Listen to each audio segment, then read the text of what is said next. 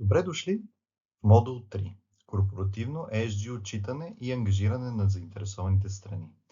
Този модул преминава от разбиране на ESG концепциите към изследване на това как организациите комуникират, измерват и управляват устойчивостта на практика. Днес заинтересованите страни очакват организациите да бъдат прозрачни относно своите екологични, социални и управленски резултати.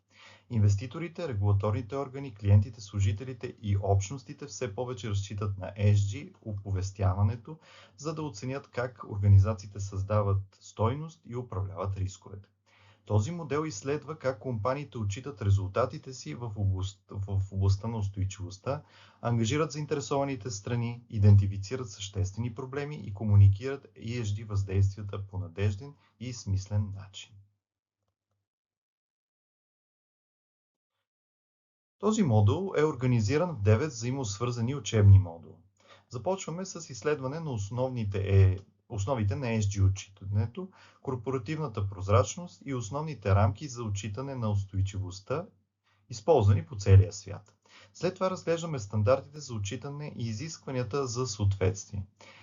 Третият модул въвежда картографиране на заинтересованите страни и оценка на съществеността, което ни помага да разберем как организациите идентифицират и приоритизират проблемите, свързани с устойчивостта. След това се фокусираме върху стратегическото ESG съгласуване, където целите за устойчивост са интегрирани в корпоративна стратегия, измерването на резултатите и взимането на решения. Следващите модули изследват представянето на устойчивостта, гринвошинга, ESG предложенията за стойност, картографиране на риска, разказване на ESG истории, комуникация с заинтересованите страни и отговорно проектиране на ESG стратегия. Заедно тези теми предоставят пълна картина за това как организациите трансформират ангажиментите за устойчивост, практически действия и прозрачна комуникация. Защо отчитането на ESG фактори става толкова важно? Отговорът се крие в нарастващото търсене на прозрачност и отчетност. Организациите вече не се оценяват единствено по финансовите си резултати. Заинтересованите страни искат да разберат как бизнесът влияе върху околната среда, обществото и бъдещите поколения.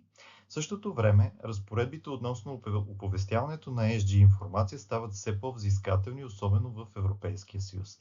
Инвеститорите се нуждаят от надежна информация, за да вземат информирани решения. Клиентите искат да подкрепят отговорни организации. Служителите все по-често търсят работодатели, чието ценности съответстват на техните собствени. В резултат на това отчитането на ESG фактори се е превърнало в стратегическа бизнес функция, която подкрепя доверието, надежността и създаването на дългосрочна стойност. В този модул ще разгледаме няколко важни въпроса. Как организациите измерват и отчитат ESG резултатите? Какви рамки и стандарти за отчитане трябва да се използват от компаниите? Как организациите могат да идентифицират най-важните въпроси, свързани с устойчивостта? Какво е същественост и защо тя е важна? Как организациите могат да ангажират ефективно заинтересованите страни? Как компаниите могат да избегнат зеления хаос и да осигурят надежна комуникация? Как данните за устойчивостта могат да бъдат трансформирани в смислени истории, които изграждат доверие? И как ESG отчитането може да подпомогне дългосрочната стратегия и отговорното корпоративно управление. Тези въпроси са от основно значение за съвременното управление на устойчивостта и корпоративното отчитане. Този модул е предназначен за да ви помогне да развиете както технически, така и стратегически компетенции. Ще научите как да интерпретирате и оценявате ESG доклади и оповестявания за устойчивост. Ще развиете умения за анализ на заинтересованите страни и оценка на съществеността. Ще придобиете практически познания за основните рамки за отчитане на стандарти за оповестяване.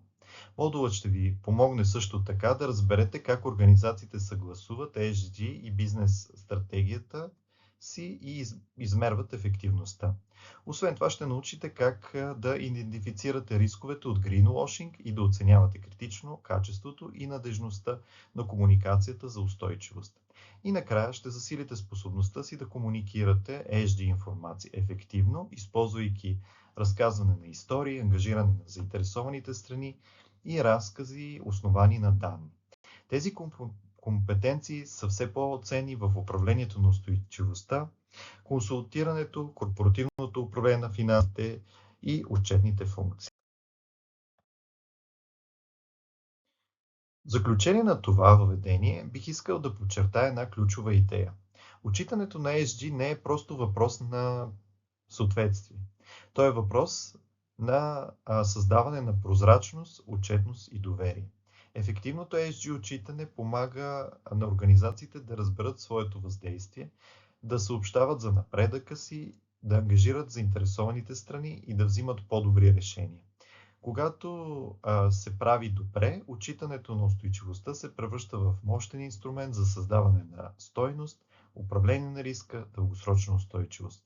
Благодарим ви, че се присъединихте към това учебно пътешествие.